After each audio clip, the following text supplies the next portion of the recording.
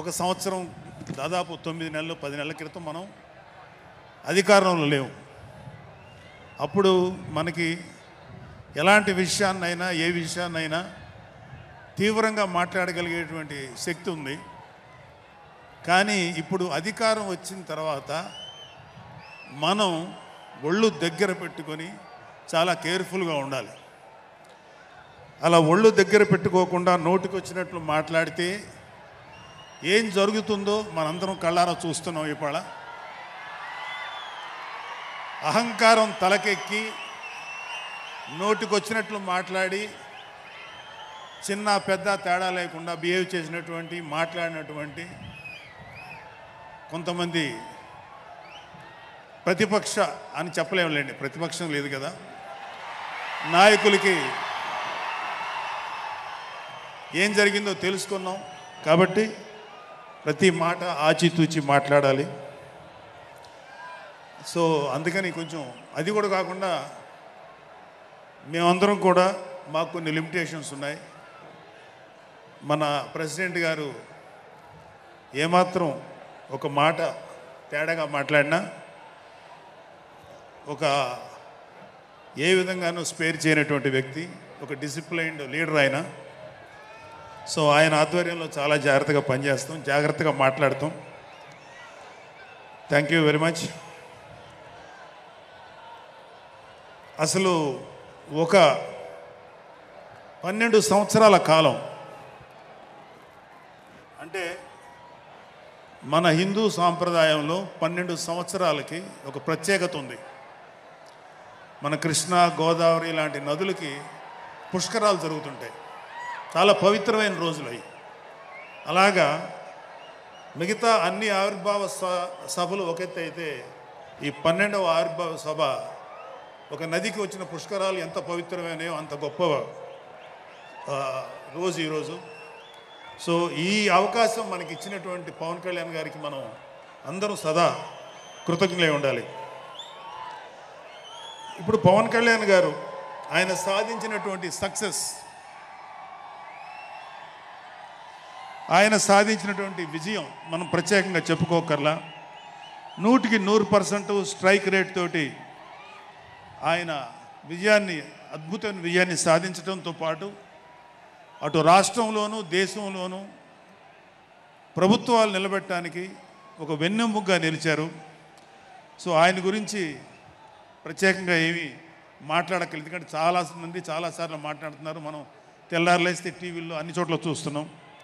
ఆయన తీసుకున్నటువంటి Panchayati Raj, water works, forest department ఎంత ఎఫిషియెంట్గా పనిచేస్తున్నారో, అలాగే మన మినిస్టర్లు తీసుకున్నటువంటి ముఖ్యమైన శాఖలన్నీ కూడా ఎంత ఎఫిషియెంట్గా పనిచేస్తారో మనందరం చూస్తున్నాం.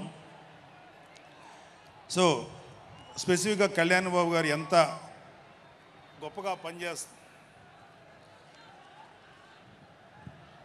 గొప్పగా పనిచేస్తారని మనమేమి ప్రత్యేకంగా మాట్లాడుకోకర్లేదు.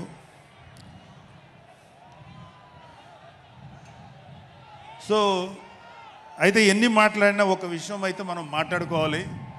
ఒక సినిమా స్క్రిప్ట్ కానీ ఒక ఉపన్యాసం కానీ దానికి కొన్ని లక్షణాలు ఉంటాయి. అంటే ప్రతి స్పీచ్లోనూ ఒక హీరో, అంటే ఒక సినిమాకి చెప్పిన ఒక హీరో, ఒక విలను, ఒక హీరోయిన్, ఒక హాస్యగాడు ఇలా ఉంటారు. సో మనం వైసీపీ హాస్యగాళ్ళ గురించి చెప్పుకోకుండా ఈ స్పీచ్ని ఎండ్ చేయలేం. ఎందుకంటే జగన్ లాంటి హాస్యనటుడు కనే కళల గురించి మీకు చెప్పాలి. ఆయన ఎలక్షన్స్ అయిపోక ముందు నిద్రలోకి వెళ్ళారు. ఇప్పటికి నిద్ర లేవాలి. అప్పుడప్పుడు నిద్రలో లేచి కలవరిస్తుంటారు. మొన్న కూడా ఒక మాట చూశారు. కళ్ళు మూసి తెరిచేలోగా 9 నెలలు అయిపోయినాయి, ఇంకెంత, ఇంకాసారి కళ్ళు మూసి తెరిచేలోపుగా 5 ఏళ్ళు అయిపోతాయి, ఆ తర్వాత అధికారం మాదే అని ఆయన మాట్లాడుతుంటే అంతకన్నా ఏ హాస్యగాడు కూడా అంత అద్భుతంగా చేయలేడు. అంత అద్భుతంగా హాస్యం చూపిస్తున్నారు ఆయన. కానీ ఆయనకి నా సలహా ఏంటంటే, సార్ మీరు నిద్రలోనే ఉండండి, అప్పుడప్పుడు కలవరించండి, తప్పులేదు. ఇంకొక 20-30 ఏళ్ల తర్వాత మీరు కల్లో నుంచి బయటికి రండి. అప్పుడు దాకా మిమ్మల్ని ఎవ్వరూ డిస్టర్బ్ చేయరు.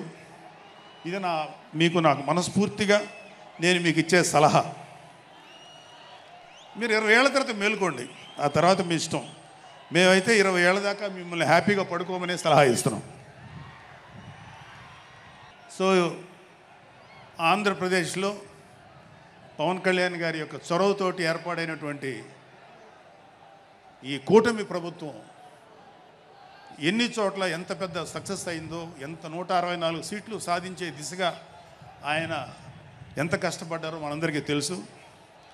అయితే మా అదృష్టం ఏంటంటే ఇక్కడ పిఠాపురంలో జరుగుతుంది కాబట్టి పిఠాపురంలో ఎలక్షన్స్ ఎలా జరిగినాయో ఒక 2 మాటలు చెప్పకపోతే, నేను పిఠాపురంలో పనిచేసి పిఠాపురం అభిమానుల యొక్క అభిమానాన్ని చూరగొన్న పవన్ కళ్యాణ్ గారికి, అలాగే పిఠాపురం యొక్క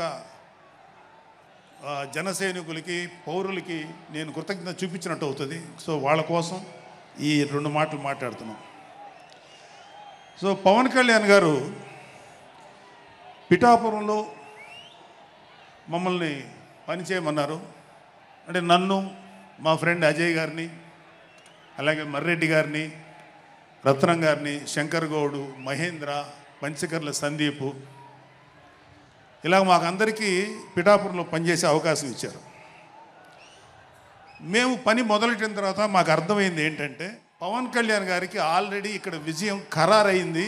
మనం ఓన్లీ పని చేస్తున్నట్టుగా ఉండడమే తప్ప మనం కొత్తగా చేయాల్సిన పని ఏమీ లేదు అని చెప్పి నాకు అర్థమైంది. నాకే కాదు మా అందరికీ అర్థమైంది.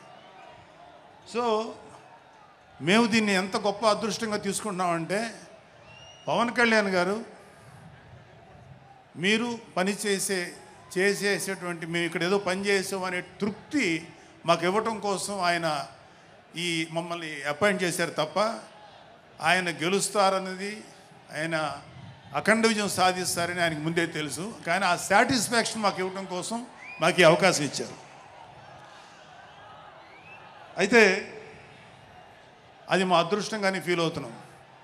చంద్రుడికో నూలు పోగులాగా ఆయన పడిన కష్టానికి ఒక చిన్న పని చేసామనే తృప్తి అయితే మాత్రం మాకు నిజంగానే ఉంది. అయితే ఇక్కడ పిఠాపురంలో పవన్ కళ్యాణ్ గారు అఖండ విజయం సాధించడానికి 2 ఫ్యాక్టర్స్, 2 ఇంపార్టెంట్ ఫ్యాక్టర్స్. ఒకటి మన ప్రెసిడెంట్ జనసేనాని పవన్ కళ్యాణ్ గారు అయితే, రెండో ఫ్యాక్టర్, నాటి వ్యక్తి ఫ్యాక్టర్ పిఠాపురం జన సైనికులు, పిఠాపురం పౌరులు, పిఠాపురం ఓటర్స్. వీళ్ళిద్దరూ లేకపోతే మేము ఏమి చేసినా ఏం ఉపయోగం లేదు.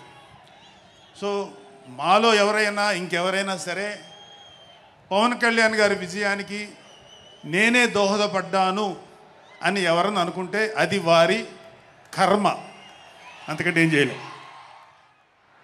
సో ఇక్కడ మన ప్రెసిడెంట్ పవన్ కళ్యాణ్ గారికి ఆయన గురించి చెప్పడానికి ఒక ఇంపార్టెంట్ విషయం చెప్పాలి.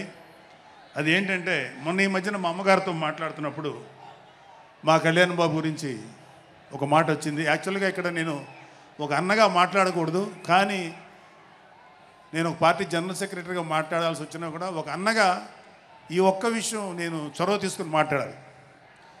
సో మా అమ్మని అడిగాను. అంటే ఆవిడ నాతో చాలా ఫ్రెండ్లీగా ఉంటుంది.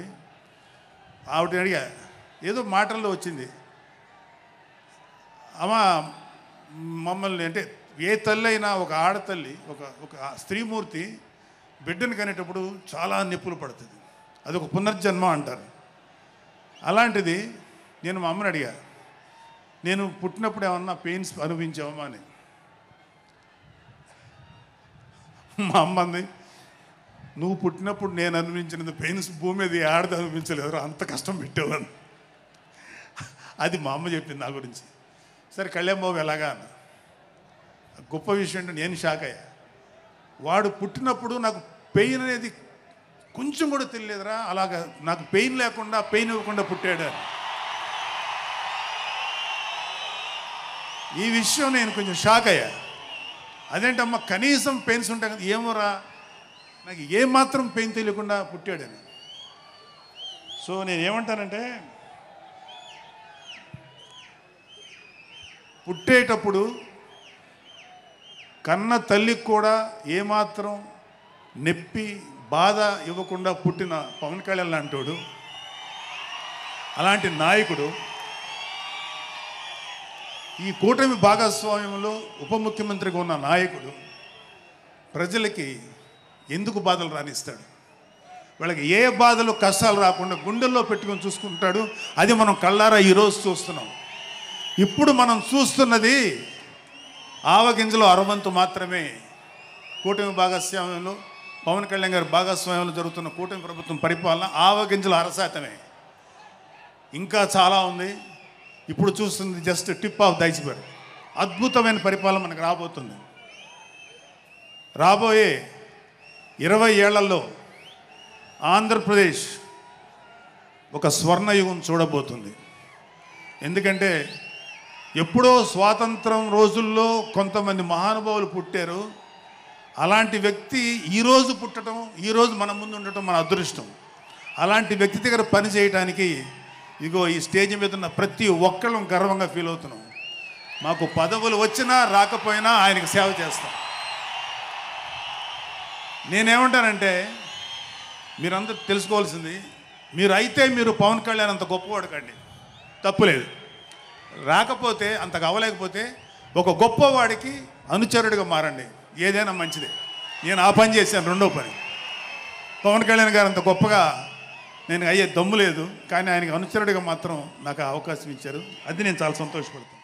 ఎందుకంటే ఇవాళ కళ్యాణ్ బాబు లాంటి వ్యక్తి, ఇక్కడ ఉన్నటువంటి మా నాయకులు ఎవరైనా సరే, మేము చూస్తున్నది కేవలం ఒక జనరేషన్ కాదు, రాబోయే 3-4 జనరేషన్స్. అంటే మీరు, మీ పిల్లలు, మీ గ్రాండ్ చిల్డ్రన్ ఎంత మంచి ప్రపంచాన్ని చూడాలి, ఎంత మంచి జీవితాన్ని చూడాలి, ఎంత చక్కటి అవకాశాలు రావాలి అనేటువంటి ఆలోచనతోటే ముందుకెళ్తున్నాం. ఖచ్చితంగా రాబోయే 20 ఏళ్లలో ఇది జరిగి తీరుతుంది. పవన్ కళ్యాణ్ గారు ఒక జనరేషన్ కోసం కాదు, రాబోయే 2-3 జనరేషన్ల కోసం కూడా ఆలోచించగలిగేటువంటి గొప్ప నాయకుడు. ఇంకొక చిన్న విషయం ఏంటంటే, నాకు ఎమ్మెల్సీగా అవకాశం ఇచ్చినటువంటి మన ప్రెసిడెంట్ పవన్ కళ్యాణ్ గారికి నా హృదయపూర్వక కృతజ్ఞతలు.